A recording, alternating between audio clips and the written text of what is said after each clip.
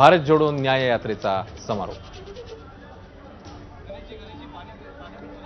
राजू सोनवणे आपल्याला यात्रेबद्दलचे अपडेट्स देतील। राजू, यात्रेचा आजचा पुढचा प्रवास आणि मुख्य म्हणजे प्रियंका गांधी आता सहभागी झाल्यात या यात्रेमध्ये।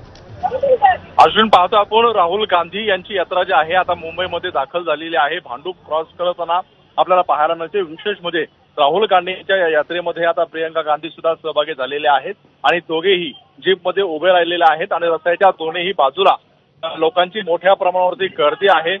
फोटो काढतायत, झेंडे हातामध्ये आहेत, राहुल गांधी जिंदाबाद अशा प्रकारच्या ज्या आहेत त्या घोषणा होताना पाहायला मिळत आहेत आणि लोकांना दोन्ही बाजूने जे आहेत ते राहुल गांधी किंवा प्रियंका गांधी जे आहे ते लोकांना अभिवादन करताना पाहायला मिळतात।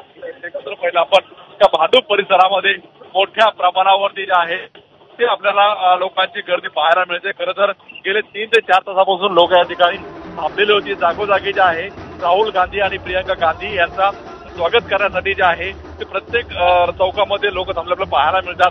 खरं तर मुंबईचे जे महत्वाचे नेते आहेत त्यामध्ये वर्षा गायकवाड असतील, नसीम खान असेल, अमीन पटेल असेल, हे सुद्धा आपल्याला या गाडीमध्ये राहुल गांधी आणि प्रियंका गांधी यांच्यासोबत पाहायला मिळतात। आता भांडूप क्रॉस होताना पाहायला मिळत आहे आणि त्यानंतर धारावीमध्ये ही यात्रा जाईल। धारावीमध्ये गेल्यानंतर त्या ठिकाणी राहुल गांधी जे आहे ते जनतेला संबोधित करणार आहेत। भाषण त्यांचं होईल आणि त्यानंतर ते दादर मार्गे चैत्यभूमीवरती जे आहे याचा समारोप होणार। खरं तर राहुल गांधी ही यात्रा जी आहे ती मोठी यात्रा म्हणावी लागेल आणि आपण पाहतोय की या यात्रेची सुरुवात जी आहे ती झाल्यानंतर जे आहे आता जवळपास 16 मार्च म्हणजे आजचा दिवस आहे आणि 63वा दिवस आहे। जवळपास आपण पाहतोय ही यात्रा जी आहे ते 6700 किलोमीटरहून अधिक पुढे आलेली आहे आणि 15 राज्यातून जवळपास आपण पाहतोय की आपल्याला पाहायला मिळेल 110 जिल्ह्यातून ही यात्रा जी आहे ती रवाना होताना पाहायला मिळते।